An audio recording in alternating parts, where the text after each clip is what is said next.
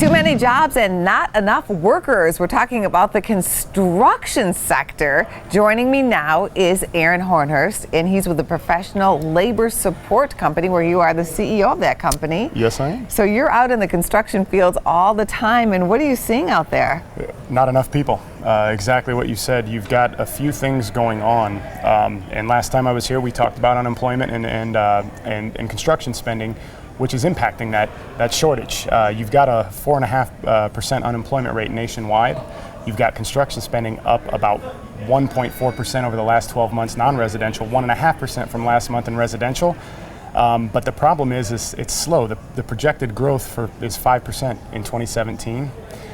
But how are we going to get people to do the work? How do you get to 5% without people? What a dilemma. I guess you could call this a good problem. It's a good problem. A lot of people want to build, and now it's actually holding back building because there are not enough people. I'm hearing people are even getting raises on the spot who are working on jobs because the people who are doing the building are so desperate to hang on to these laborers. Low supply, high demand, wages are going up. And you've had people, there was an article the other day, a gentleman said, yeah, right there on the spot, had to give them all raises or he was going to lose them with no possible way to replace them. So we get back to the investment in training and education, which is the big step, the next step. I know in that article they said it was not a crisis, but it's getting there. We've got to put the fire out before it gets any bigger. Is it true that people are being rushed through training because there's such a need to build right now? I can't say that it's true. I could say that it's possible. I think you get that a lot. You get a heavy push for training, and a few of the things though that are going on that I can speak to. The Associated Builders and Contractors, who we partner with, they've got 70 offices across the country where they have training facilities, and their student enrollment is actually increasing in the areas that I'm familiar with because of the high demand. And it's an effort to recruit. It's where you're recruiting. People aren't getting into the trades. Only 6% of the people that come out of high school know about a trade career. But if you go into a high school, who do you see recruiting? The military and colleges. You don't see trades personnel in there, or trades companies in there recruiting students, letting them know about the lucrative career. How lucrative are we talking here? You come out of it, you can go, you have two choices. You go to college, the college for all rhetoric, and you can come out with a lot of debt and make $30,000 to $40,000 a year where most people start. Or you can go to a trade school where you can get either grant money funded, contractor sponsored funding, come out making, starting at the same 40, sometimes 50, depending on the school over or what trade you choose. Over a 4, 5, 6 year period, you can get up to a 6-figure income with no student loan debt.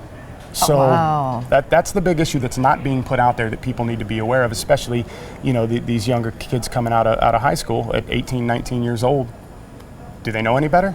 I don't know. Or you could always do it this way too. You could go to trade school, build for a while, make some money, and then go to the college of your choice and have a double win, because now you can be the boss, project run your own company. Construction management, absolutely. That's exactly right. That's exactly right. And still have no debt. But you got to learn a trade to do that, and that's where it really comes into play. You've got great construction management and project management programs out there where a lot of people are going to college and getting into. But how does a project manager or a construction manager manage without people to do the work? People to manage. So, yeah, there you go. How do you think this story is going to end? I think you're going to see, and there's a couple factors, and one's already in place, and we talked about this last time, is safety, the safety regulations that are in place. You've heard that it's a dangerous profession and that deters people. You heard that it's inconsistent and that deters people. The inconsistency is going out of the window. There's plenty of work to go around. What matters here is safety, and there's been huge steps in safety to attract people to the trade. I actually once heard a lady say she would rather send her son to the military than into the construction industry because she felt safer. And since OSHA has come into play 30, 40 years ago, it's declined rapidly, but it can still be better. And whether you are union or merit shop, everybody should agree that safety is the #1 priority in the construction industry. And that's the direction we're moving, which is going to help. That is a positive. We'll leave you on that note. Thank you for coming on the show. Anytime. Glad to be back.